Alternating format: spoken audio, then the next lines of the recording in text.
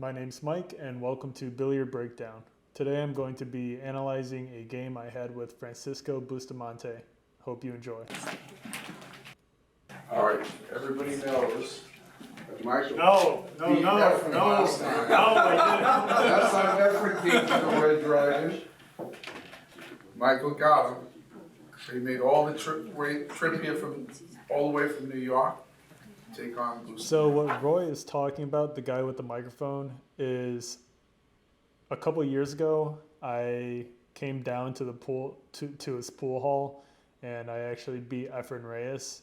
So he's mentioning that I beat Efren Reyes in order to kind of build up the suspense for this game.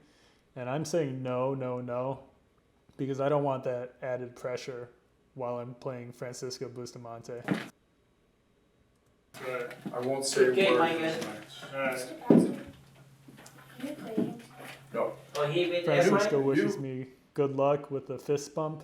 Very gracious of him. He did. No, you guys. Because I want you guys. I think we two are gonna beat me. Francisco just said that he thinks I'm going to beat him again. You guys.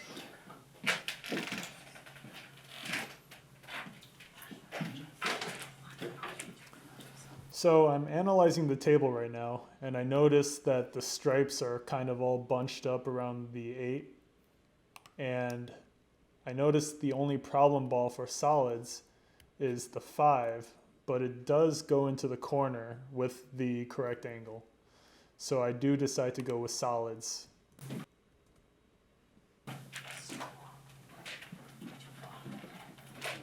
I shoot the 7 with light top spin into the corner No sitting on the table, please, sir. in order to bring the cue ball back up towards the center.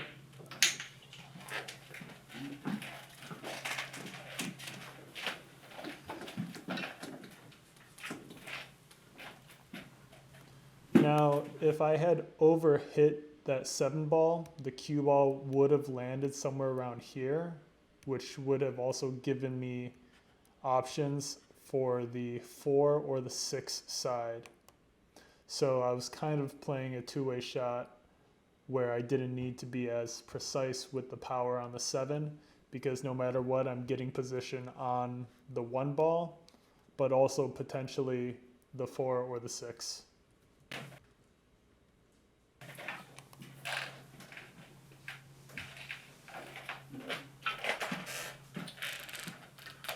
So I decided to shoot the 1 ball first and try to bring that cue ball back even further.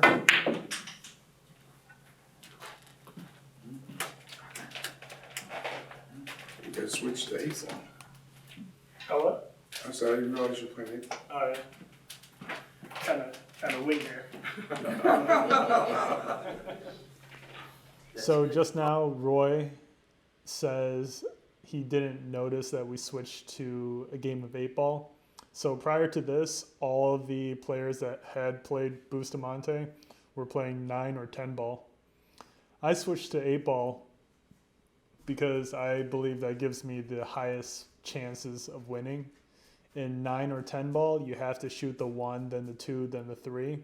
If I don't end up with a shot on the 1 and then the 2, then the 3, it's highly probable that Bustamante is just going to completely destroy me. Make it a money game.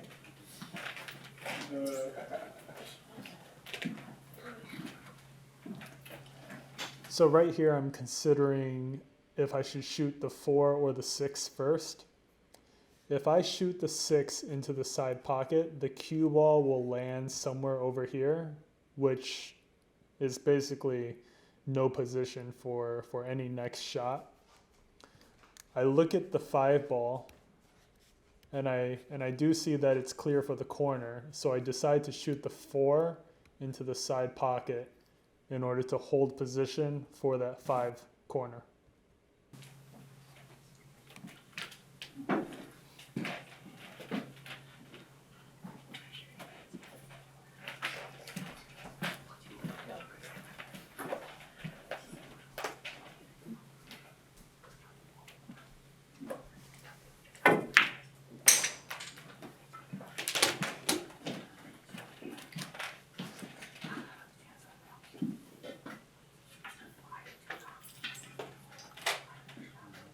scary being so close to you.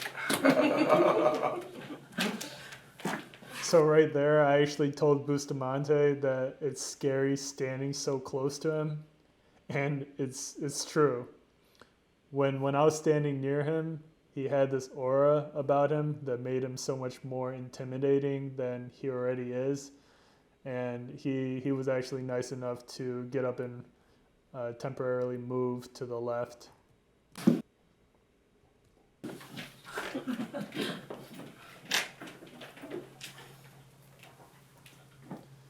So I am going for the 5-ball into the corner.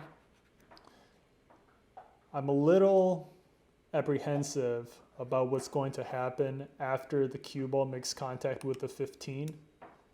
Ideally, I would like the cue ball to hit the short rail and bounce back up so I can shoot the 3 into the corner pocket.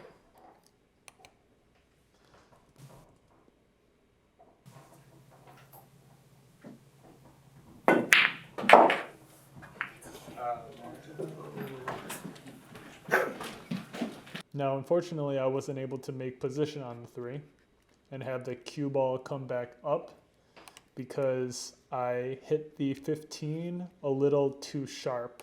But what I was able to do was clear the 15 from this position so the 8-ball would be clear for the corner pocket if I were to ever get that far.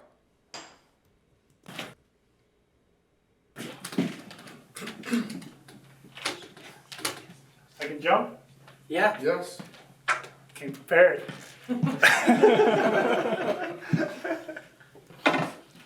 Now, what's funny about me asking to jump is before I left to Boston from Rochester, I actually did not bring my jump cue.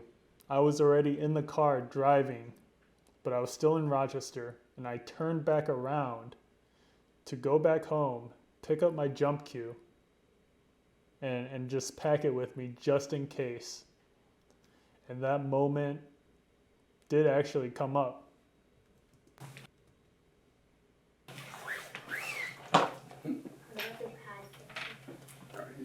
He knows that. I make you kids use the pad because you don't know how to jump yet.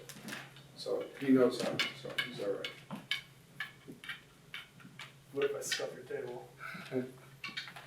It's all right, I know where to find your new pool ball. With my new instructor, full time? So I just kind of joke with Roy, what if I scuff your table with the jump shot, and Roy jokes back, I know where to find you at the pool hall. So I am going for the 6-ball into the side pocket. It's an extremely difficult jump shot, and I do have to still try to make position for the 3-ball. Now, before I got into the elevated position on the cue ball, I was completely level with the cue ball in how I was measuring the angle I needed for the 6-ball. After I was comfortable with the angle that I had measured, then I elevated for the jump shot.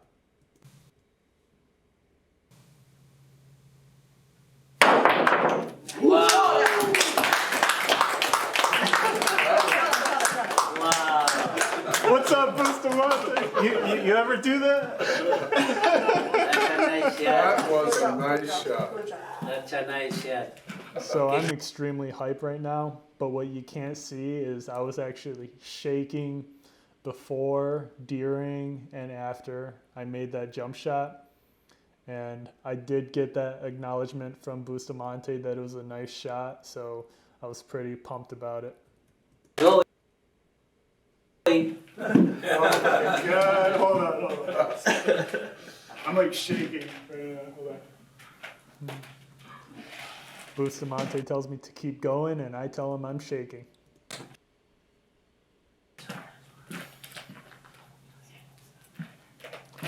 I remove the magic rack, and my goal is to attempt to leave the cue ball somewhere around here so I can shoot the 8-ball into the corner. I decide to use a little stun topspin on that 3 into the corner to try to bring that cue ball around.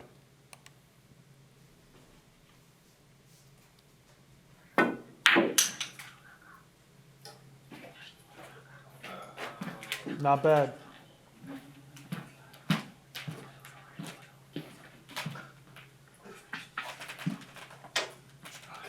Holy crap. Did I do this? I said, holy crap, if I do this, that would be amazing.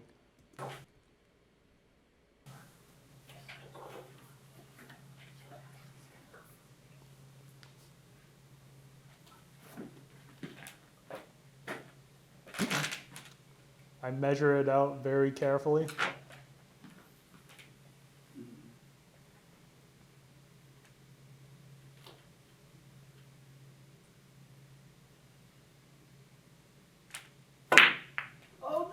So close. So The jump shot. close. Jump shot was beautiful. So I end up hitting the 8 too thin. But let's take a moment to appreciate Francisco Bustamante's stroke. Look at how far back he brings his cue. It's very unique to Filipino pool players, especially the top tier ones. Now over here on the 14 into the corner, Francisco uses a little bit of top left spin to bring the cue ball 2 rails back around for the 9 corner. Nice.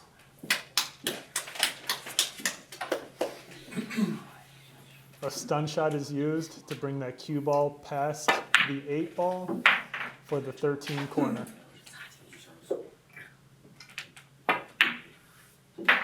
So which pocket, Michael?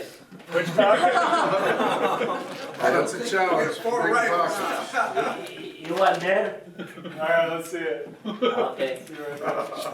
So Francisco, at this point, he could easily shoot the 8 into the side over here or into the corner, but he asks me which pocket do I want him to pocket the 8 into, and he points out this corner over here, and I say, okay, let's see it.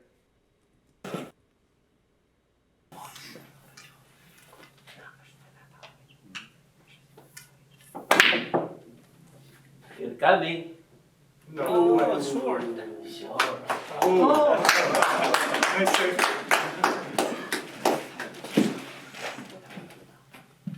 I tell Bustamante it was a nice safety. I do have a tough cut for the 8 to go into the corner, but let's see if I can do it. I'm so upset I didn't finish that. That's all I'm going to think about. We got a 6-hour ride home.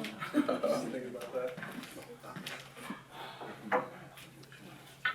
I tell Bustamante kind of jokingly that I'm pretty upset that I missed that 8 ball, and that's all I'm going to think about on my drive home.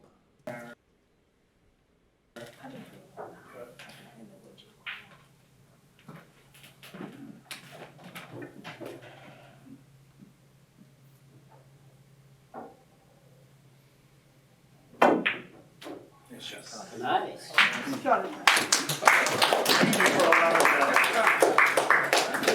Nicely done, nicely done. Lots of respect. Okay, how about we get, So I end up making that tough, thin cut on the 8 into the corner, but obviously Bustamante let me have that shot. But wait until you see what Bustamante does here.